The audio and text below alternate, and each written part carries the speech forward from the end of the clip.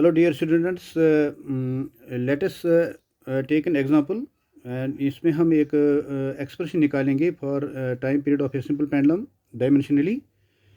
तो उसके लिए हम क्या करेंगे, जो टाइम पीरियड है, this is an extra material which I am sending to you, explain to you, so you have to repeat the video.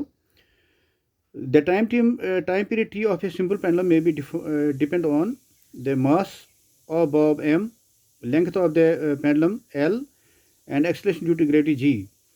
So जब हम इसको इस लिस्ट में लिखेंगे तो हम करेंगे let t is directly proportional to what t is directly proportional to the mass of the bob, length of the pendulum, and g acceleration due to gravity. That is time period of simple pendulum depends on mass, length, and acceleration due to gravity. So we will write this in this form: t is equal to k into proportionality को हटाएंगे हम, इसको हम लिख सकते हैं t is equal to K into M raise power A, L raise power B, G raise power C. इसको dimension हमने लिखा और A B C are powers of mass L and ji.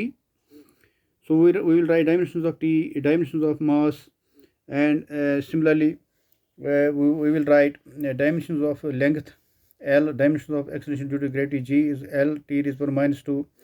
So तो हम यहाँ पर ये बनेगा, रिलेशन बनेगा इक्वेशन फर्स्ट। वो डायमेंशन जब हम लिखेंगे वो t का t रहेगा, t लेफ्ट हैंड साइड में t का डायमेंशन ये है, मास का dimension raise power a, L का dimension raise power b, acceleration due to gravity का dimension raise power c। So इसको हम इस तरह भी लिख सकते हैं, इसको मास, लेंथ और टाइम में लिख सकते हैं को m0 L0 t1 आएगा इसका डायमेंशन, इसका आएगा m रेज पावर a, इसका आएगा L raise power b plus c, क्योंकि ये L रेज पावर c यहाँ पर आएगा, c प्लस L b और c को ऐड हो जाएगा, बनेगा L रेज पावर, बेसिस और सेम, पावर्स आर एडिड, ये बनेगा L raise power b plus c, और यहाँ पर आएगा t raise power minus 2c। So तो we will equate the powers on the both sides. तो यहाँ पर हमें पता है, देखो m है, यहाँ पर m रेज पावर a है, यहाँ पर m रेज पावर 0 है, तो यहाँ पर a बनेगा 0, b प्लस c, यहाँ पर l raise power b plus c है, यहाँ पर l रेज पावर 0 है, तो b plus c is equal 0, और यहाँ पर b हम लिख सकते हैं इक्वल माइनस c। और t का कंपेयर करेंगे टाइम का, ये बनेगा माइनस 2c इक्वल टू 1, तो माइनस 2c बराबर है 1। तो यहाँ पर से अगर हम निकालेंगे ये बनेगा c बनेगा माइनस 1/2, तो c माइनस 1/2 का वैल्यू दे देंगे यहाँ पर, ये बनेगा, यहाँ से निकलेंगे हमें b बराबर है 1/2। तो ये इक्वेशन फर्स्ट में हम वैल्यू सब्स्टिट्यूट करेंगे, वहाँ पर हमने जो इक्वेशन फर्स्ट है वो है t इज इक्वल टू के टाइम्स m रेज पर 0, l रेज पर 1/2, g रेज पर माइनस 1/2। तो ये a b और c का वैल्यू हमने दे दिया, डायमेंशन जो हमें a b और c इसका वैल्यू हमने दे दिया इक्वेशन फर्स्ट में। तो इक्वेशन फर्स्ट बन गई t इज इक्वल टू के टाइम्स m रेज पर 0, l रेज पर 1/2, g रेज पर माइनस 1/2।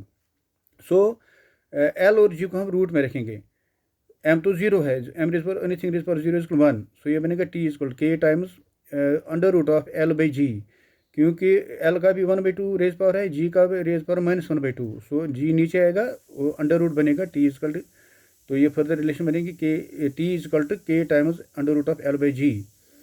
एक्चुअली जो k है वो बराबर है 2 पाई, जो k 2 पाई के बराबर है, सो t निकलेगा बराबर 2 pi under root of l by G. This is the expression for simple pendulum. This is we have deduced an expression for simple pendulum dimensionally। ये हमने डायमेंशन को यूज़ करके हमने एक्सप्रेशन फॉर सिंपल पेंडुलम हमने निकाला। So let us take the another important जो इसका use of dimension equation है, conversion of unit from one system to the other. हम एक इक्वेशन को कैसे हम from one system to other convert करते हैं, इसके लिए हम मानते चलो let n1 and n2 are the numerical values of quantity u1 and u2 be the units. So n1 और n2 हम मानते हैं numerical value of quantity, and u1 and u2 are the units. Then the physical quantity q in one system can be written as q is n1 u1 बनेगा n1 u1, इसको first रखेंगे equation first, और जो other quantity वो बनेगा q is n2 u2 बनेगा n2 u2, this is second. So this n1 n2 ये है numerical values of quantity, and u1 and u2 are the units. तो एक physical quantity in one system बनेगा, उसका value ये बनेगा, और the in physical quantity in other system बनेगा ये। सो इसको हम इक्वेशन सेकंड रखेंगे, तो ये इक्वेशन फर्स्ट और सेकंड को कंपेयर करेंगे। तो यहाँ पर कंपेयर करके लेफ्ट हैंड साइड इक्वल है तो राइट हैंड क्या बनेगा, n1u1 is equal to n2u2। सो यहाँ पर हम देखेंगे, यहाँ पर we will see that suppose the dimensional formula of a physical quantity is m(a) L / b T / c। वो फिजिकल क्वांटिटी का हम मान दो चलो डायमेंशनल, इसका जो डायमेंशंस है उसका ये जो है फिजिकल क्वांटिटी का डायमेंशन फार्मूला है m(a) L / b T / c। Let n1 be the numerical value of the physical quantity in one system and in which the units of mass, length and time are m1, l1, t1 respectively. इसी तरह let n2 be the numerical value of the physical quantity in the second system, जहाँ पर in which m2, l2, t2 are the units of mass, length and time respectively. Then the size of the units of the physical quantity in one system वो बनता है m1 is for a, l1 is for b, t1 is for c। and इसी तरह the size second size u2 in the second system वो बनेगा m2 raised for a, l2 raised for b, t2 raised for c। the physical quantity expressed in one system is in one system इसको represent कर सकते हैं n1 into m1 raised for a, l1 raised for b, t1 raised for c। and the system in the second system is represented as n2 into m2 raised for a, l2 raised for b, t2 raised for c। so that ये बनेगा n2, अगर हम यहाँ पर लिखेंगे फिर ये बनेगा n2 m2 raised for a, l2 raised for b, t2 raised for c is equal to n1 m1 raised for a, l1 raised for b, t1 raised for c।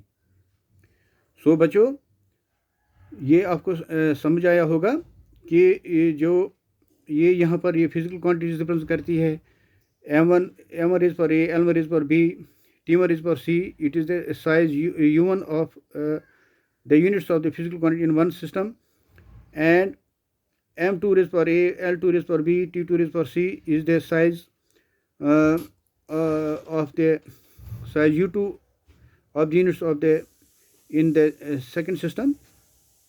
और जो physical quantity express in one system बनेगा n1 into m1 raised for a, l1 raised for b, t1 raised for c।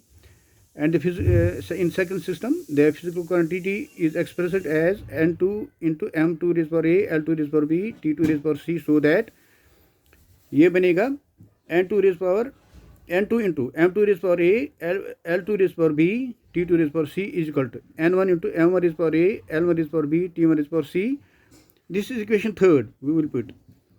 now as from equation third n2u2 बराबर n1 u1, ये यहाँ पर equation यहाँ पर second equation ये जो है that is from the equation third हमें वी हैव n2u2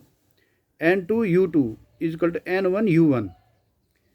सो बच्चों यहाँ you have to understand from this equation third जो है, जो हमने इसको इक्वेशन थर्ड बनाया, यहाँ से हम क्या लिख सकते हैं, दैट इज़ n2u2 बराबर है n1 u1 और n2 is equal to n2 is equal to ये लिख सकते हैं यहाँ पर n2 is equal to n1 times ये बनेगा m1 रेज पर a, l1 रेज पर b, t1 रेज पर c divide by m2 raise पर a, l2 रेज पर b, t2 रेज पर c।